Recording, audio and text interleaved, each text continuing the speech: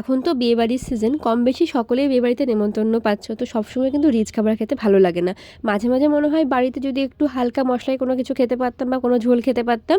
তো চলো ভিডিওটা শেয়ার করি। প্রথমে আলু বেগুনটাকে কেটে রাখবো, আর এখানে মশলা হিসেবে দিয়েছিলাম দুটো শুকনো লঙ্কা, আদা জিরাটাকে পেস্ট করে নেব। মাছটাকে ভালোভাবে ভাজা হয়ে গেলে বেগুনটাকে ভেজে তুলে নেব। আর এখানে ফোড়নে দিয়েছিলাম 1 চামচ কালো জিরে, সেটাকে দিয়ে আলু পেঁয়াজ আর টমেটোটাকে ভালোভাবে ভেজে নেব। তার আগে দিয়েছিলাম এখানে আমি, মানে তারপরেই আর কি দিয়েছিলাম 1 চামচ হলুদ গুঁড়ো আর 1 চামচ কাশ্মীরি লঙ্কার গুঁড়ো। তারপরে যে বাটা মশলা রেডি করে রেখেছিলাম সেটা দিয়ে কিছুক্ষণ মশলাকে কষিয়ে নেব।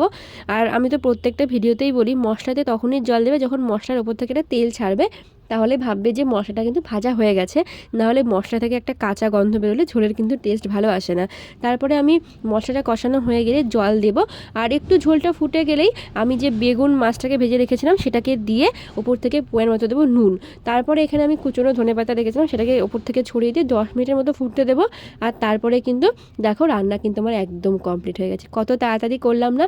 সবসময় কিন্তু এরকম বাইরের খাবার খেতে ভালো লাগে না, মানে আমি বাইরের খাবার খুব পছন্দ করলেও মাঝে মাঝে এরকম খাবার খেতেও ভীষণ ভালো লাগে।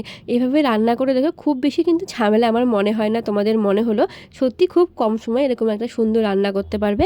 আর সবাই কিন্তু তৃপ্তি করে খেয়েছিল। আর আমারও খাবারটা খেয়ে মনে হয়েছিল খুবই সুন্দর এবং খুব সুস্বাদু, দারুণ।